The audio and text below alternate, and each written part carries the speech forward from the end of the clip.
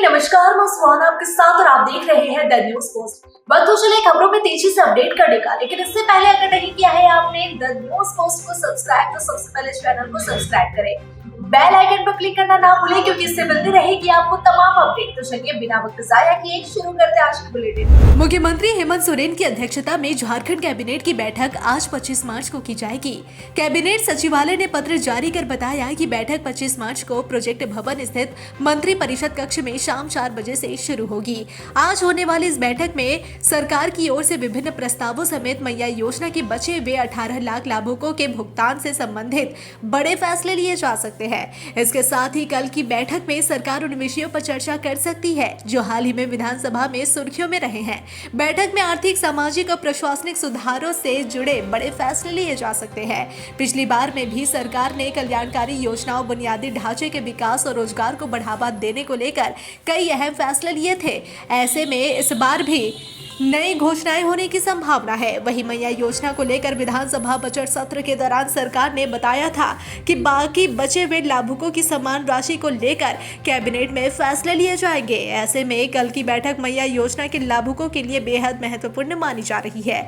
बता दें कि झारखंड की लगभग 18 लाख महिलाएं अभी भी अपने खाते में 7500 रुपए आने का इंतजार कर रही है।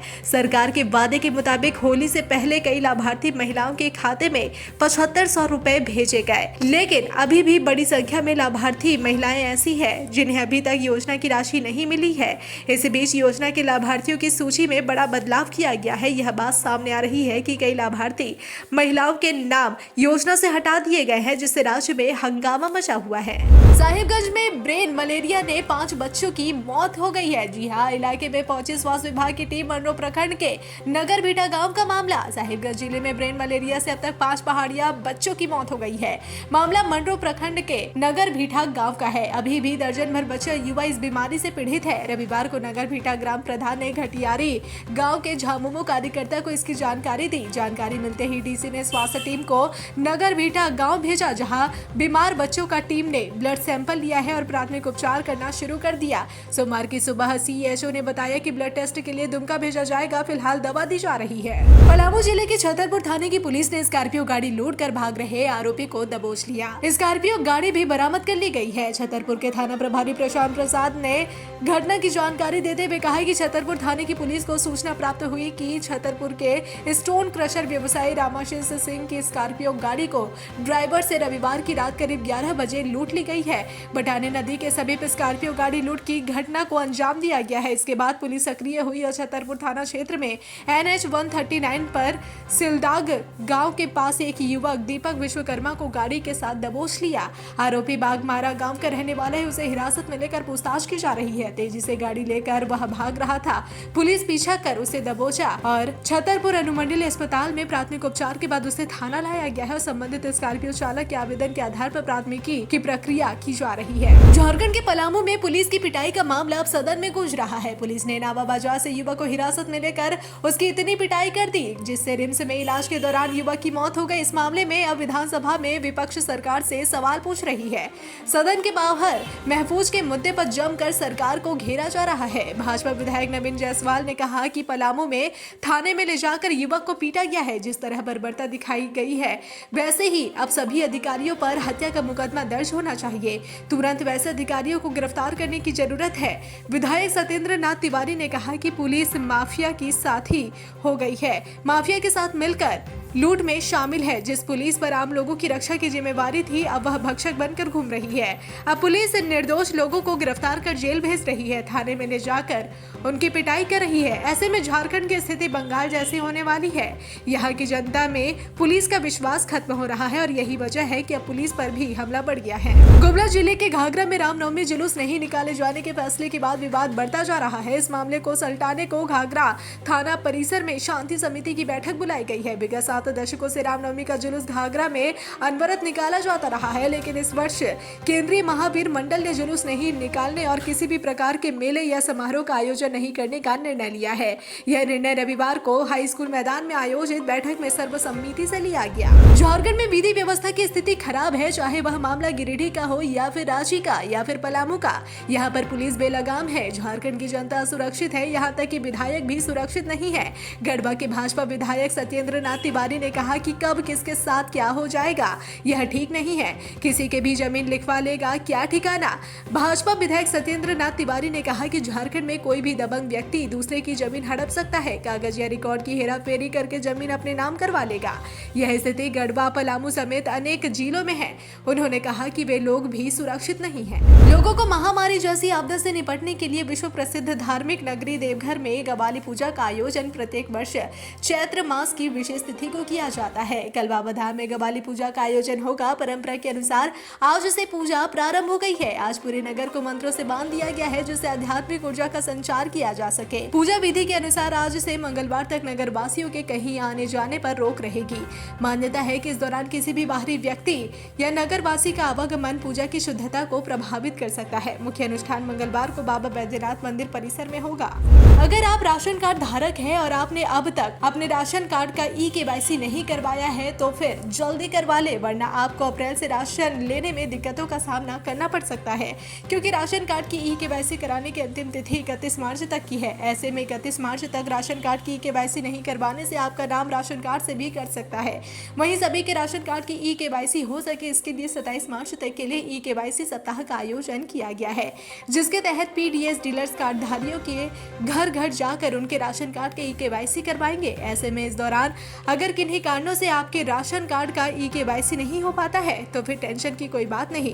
आप अपने राशन कार्ड की ई-केवाईसी खुद से घर में ही ऑनलाइन कर सकते हैं। इसके लिए आपको बस 2+ डाउनलोड करने होंगे और कुछ ही मिनटों में आपके राशन कार्ड का ई-केवाईसी हो जाएगा। मुख्यमंत्री हेमंत सोरेन की अध्यक्षता में झारखंड कैबिनेट की बैठक 25 मार्च को की जाएगी। कैबिनेट सचिवालय ने पत्र जारी कर बताया कि बैठक 25 मार्च को प्रोजेक्ट भवन स्थित मंत्री परिषद कक्ष में शाम 4 बजे से शुरू होगी। संभावना जताई जा रही है कि इस बैठक में मैया योजना के बचे हुए 18 लाख लाभुकों के भुगतान से संबंधित बड़े फैसले लिए जा सकते हैं, क्योंकि सरकार से विपक्ष लगातार सवाल पूछ रहा है। मैया योजना पर सरकार किसी तरह के आरोप नहीं लगने देना चाहती। खुद मंत्री ने कई बार जवाब दिया है कि सरकार सभी को पैसा देगी, जिनका पैसा नहीं आया है उनका सत्यापन पूरा होने के बाद पैसा भेज दिया जाएगा।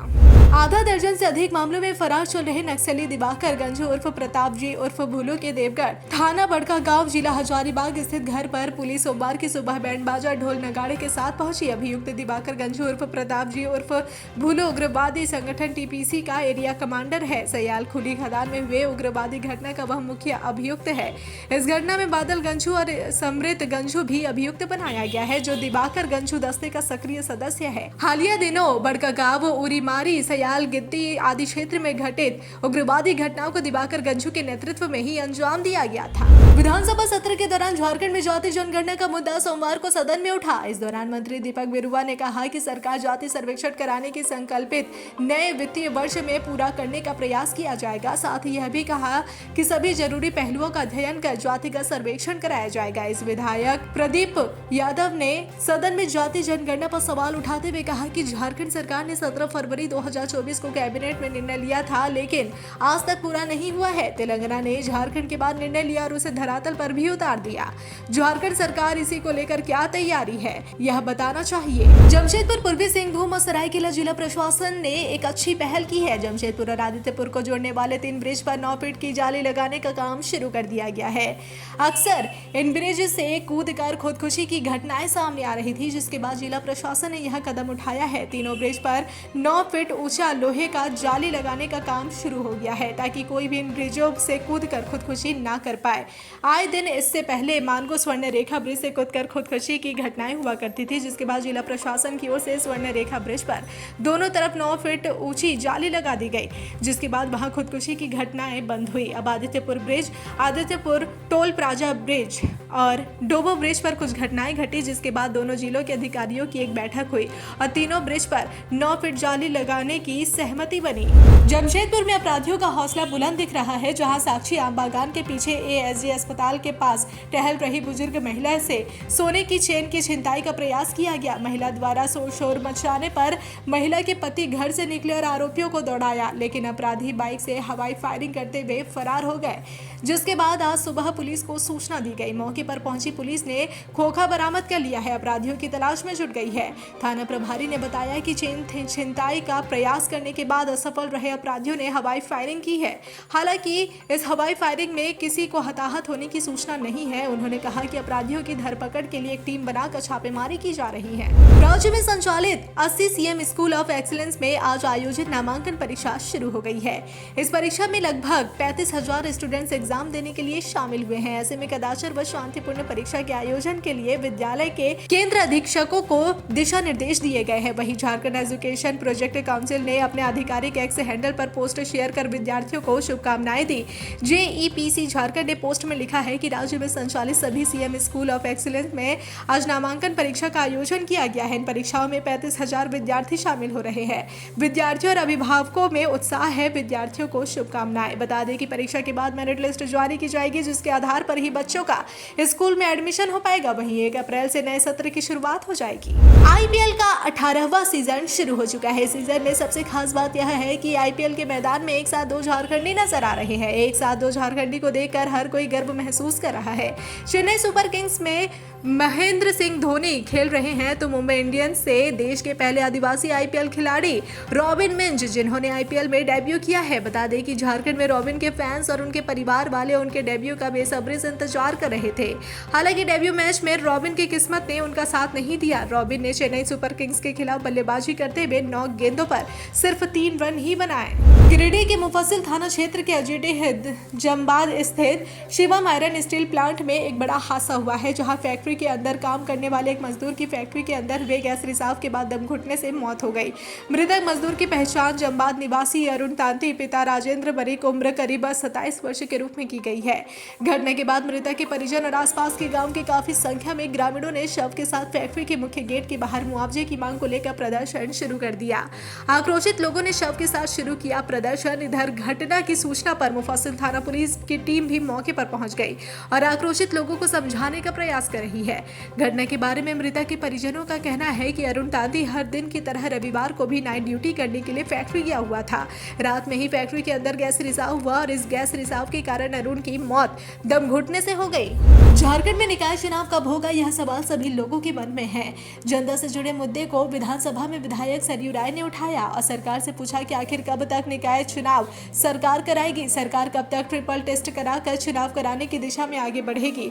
इस पर मंत्री ने सदन में जवाब दिया कि 24 जिलों में से 21 जिले में सर्वे का काम पूरा हो गया है, बाकी 3 बचे जिलों में जल्दी पूरा करा लिया जाएगा। उन्होंने कहा कि सरकार अपने डेडलाइन के तहत चुनाव कराने की दिशा में आगे बढ़ेंगे। इस पर विधायक सरयू राय ने फिर सवाल पूछा कि उत्तर प्रदेश जैसे राज्य में 3 माह में सर्वे का काम पूरा कर लिया गया, लेकिन झारखंड में अभी भी अधूरा है। इसके बाद भी कई कानूनी अड़चन है और 16 मई तक झारखंड हाईकोर्ट की ओर से डेडलाइन सरकार को दी गई थी। तो क्या बिना ट्रिपल टेस्ट के ही राज्य में चुनाव कराने की दिशा में राज्य सरकार आगे बढ़ने वाली है?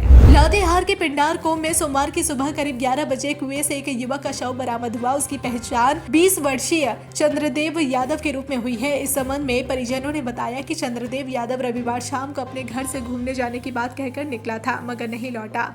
सोमवार की सुबह करीब 11 बजे कुएं पर पहुंचे कुछ लोगों ने शव देखा। लोगों ने इस घटना की सूचना स्थानीय पुलिस को दी। सूचना मिलते ही पुलिस उक्त स्थान पर पहुंचकर शव को कब्जे में ले लिया और पोस्टमार्टम के लिए लातेहार भेजते हुए मामले की छानबीन में जुट गए। परिजनों ने युवक की हत्या कर शव को कुएं में फेंकने की आशंका जताई है। पुलिस ने कहा कि पोस्टमार्टम रिपोर्ट आने के बाद कुछ पता चल पाएगा। खूंटी जिले के ग्रामीण इलाकों में जंगली हाथियों का उत्पात देखने को मिला है। यहाँ एक जंगली हाथी ने घर में घुसकर एक ग्रामीण की जान ले ली है। ग्रामीण की पहचान 33 वर्षीय उमेश बाला के रूप में की बताई जा रही है। घटना रविवार देर रात की है। बताया जा रहा है कि जरियागढ़ थाना क्षेत्र के नागड़ा गांव में देर रात एक जंगली हाथी उमेश बाला के घर में दीवार तोड़कर घुस गया। इसके बाद हाथी ने उमेश को घसीटकर पहले घर से बाहर निकाला और फिर सूंड से उठाकर उसे पटक पटक कर बुरी तरह से जख्मी कर दिया। उमेश को घायल करने के बाद हाथी जंगल की ओर निकल गया। वहीं जब उमेश की चीख सुनकर परिजन व ग्रामीण अपने घरों से बाहर निकले, तब तक हाथी ने उमेश को अधमरा कर दिया था। वहीं इस घटना के बाद ग्रामीणों द्वारा इसकी सूचना वन विभाग को दी गई, जिसके बाद मौके पर पहुंचकर वन विभाग द्वारा घायल उमेश को सदर अस्पताल ले जाया गया, जहां डॉक्टरों ने उसे मृत घोषित कर दिया। एनटीपीसी के डीजीएम कुमार गौरव हत्याकांड मामले से जुड़ी बड़ी अपडेट सामने आ रही है। पुलिस ने एक मीडिया कर्मी को हजारीबाग के केरेडारी से गिरफ्तार कर लिया है, जो पीडीएफ के माध्यम से अखबार निकालता है। पुलिस ने दावा किया है कि गिरफ्तार मीडिया कर्मी लाइजनर के रूप में काम करता था। वहीं इस मामले को लेकर एसपी शाम 6 बजे प्रेस वार्ता कर पूरी मामले की जानकारी ले सकते हैं। बता दें कि ऑफिस जाते समय एनटीपीसी के डीजीएम कुमार गौरव की ऑफिस जाते समय गोली मारकर हत्या कर दी गई थी। देवघर गोड्डा मुख्य सड़क स्थित मोहनपुर थाना अंतर्गत चोपा मोड़ के समीप कार और ऑटो में जोरदार टक्कर हो गई, जिसमें ऑटो पर सवार एक प्रशिक्षु शिक्षिका की मौत हो गई। इस घटना में 5 प्रशिक्षु शिक्षिका घायल हो गई। मामले की जानकारी स्थानीय लोगों को मिलते ही मौके पर पहुंचकर आनन फानन में सभी को इलाज के लिए सदर अस्पताल देवघर पहुंचाया गया, जहां मौजूद चिकित्सक द्वारा सभी घायलों का प्राथमिक उपचार कर वार्ड में शिफ्ट कराया गया। मामले की जानकारी मोहनपुर थाना प्रभारी को होते ही मौके पर पहुंचकर दुर्घटनाग्रस्त दोनों गाड़ियों को जब्त कर लिया। पुलिस के अनुसार दोनों गाड़ी चालक मौके से फरार हो गया है। हजारीबाग के एनटीपीसी डीजीएम कुमार गौरव हत्याकांड में हजारीबाग पुलिस ने बड़ा खुलासा किया है। पुलिस ने इस मामले में 4 अपराधियों को धर दबोचा। प्रेस वार्ता करते हुए मामले की जानकारी देते हुए हजारीबाग डीआईजी संजीव कुमार ने बताया कि डीजीएम की हत्या करने के पीछे हाल ही में एनकाउंटर में मारे गए गैंगस्टर अमन साहू का हाथ था। अपराधियों का मकसद सिर्फ कोयला खनन क्षेत्र में खौफ पैदा करना था। सभी अपराधी हजारीबाग और छतरा के हैं। डीआईजी ने बताया कि गिरफ्तार किए गए अपराधियों में हथियार सप्लाई करने वाला अजय यादव, बाइक चालक राहुल मुंडा उर्फ मिरिंडा, मैन शूटर मिंदू पासवान उर्फ छोटा छतरी और रेकी करने वाला मनोज माली शामिल है।